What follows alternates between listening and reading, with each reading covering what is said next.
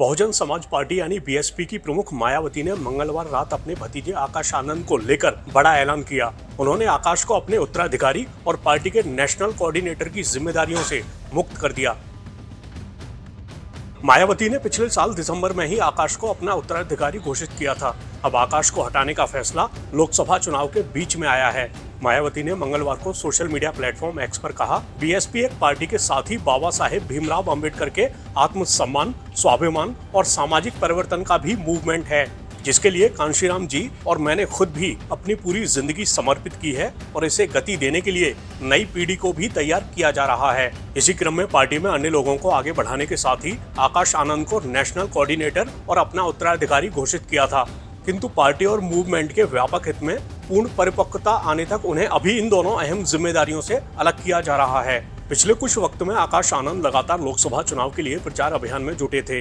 वो रैलियों को संबोधित कर रहे थे। इसी क्रम में आकाश ने सीतापुर में एक जनसभा को संबोधित किया था। उसके बाद जिला पुलिस ने भारतीय दंड संहिता की धारा 502(2) और जन प्रतिनिधित्व अधिनियम की धारा 125 के तहत आदर्श आचार संहिता के उल्लंघन पर आकाश और पार्टी के अन्य लोगों के खिलाफ मामला दर्ज किया था। इसके बाद बीएसपी नेता को 1 मई को लखनऊ और कानपुर में सभाओं को संबोधित करना था, लेकिन दोनों को स्थगित कर दिया गया। फिलहाल आकाश आनंद को हटाए जाने के बाद कई सियासी बयान भी सामने आए हैं। मायावती बहुजन समाज पार्टी को एक प्राइवेट लिमिटेड कंपनी की तरह चलाती हैं और इसीलिए जब जेब में आता है जैसे निर्णय करना चाहती हैं वैसा निर्णय कर लेती हैं, क्योंकि वहां तो एको अहम द्वितीयो नास्ति। मायावती जी जैसा चाहे वैसा निर्णय कर सकती हैं।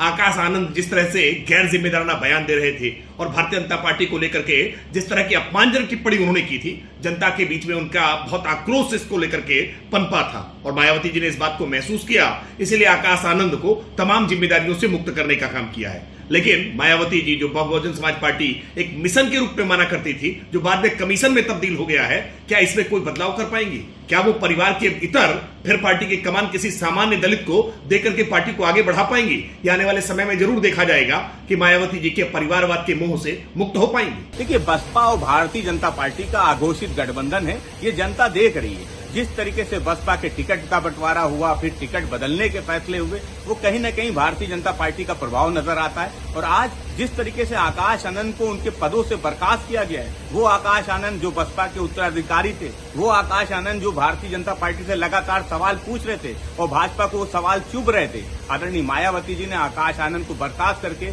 ये बात जग जाहिर कर दी है कि बसपा और भाजपा का अघोषित गठबंधन है। समाजवादी पार्टी समझती है कि जनता सब देख रही है और जनता जवाब देने का काम करेगी। बहुजन समाज पार्टी या सुश्री मायावती जी किसको किस पद पर रखती हैं, किसको कद पर रखती हैं, ये उनका निजी और आंतरिक मामला है। लेकिन एक चीज तय है कि जिस प्रकार से उन्होंने श्री आकाश आनंद जी को कोऑर्डिनेटर के पद से हटाया है और एक शब्द इस्तेमाल किया है मैच्योरिटी, तो उस पर मायावती जी के निर्णयों पर गंभीर प्रश्न खड़े होते हैं। अगर वो मैच्योर थे तो उन्हें बनाया क्यों था? जब वो जमीन पर भाषण देने लगे, जब वो बहुजन समाज के साथ काम करने लगे और भारतीय जनता पार्टी के खिलाफ काम करने लगे, तभी आपने उनको पद से हटा दिया। तो ऐसा लगता है कि कहीं ना कहीं जिस तरीके से टिकट चेंज कर रही हैं मायावती जी और अब आकाश आनंद जी को हटाया है, तो भाजपा से मिली भगत स्पष्ट परिलक्षित हो रही है।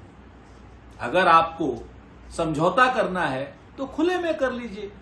आप बंद कबड्डी क्यों खेल रहे? कभी जौनपुर का टिकट चेंज कर रही हैं, कभी बस्ती का टिकट चेंज कर रही हैं।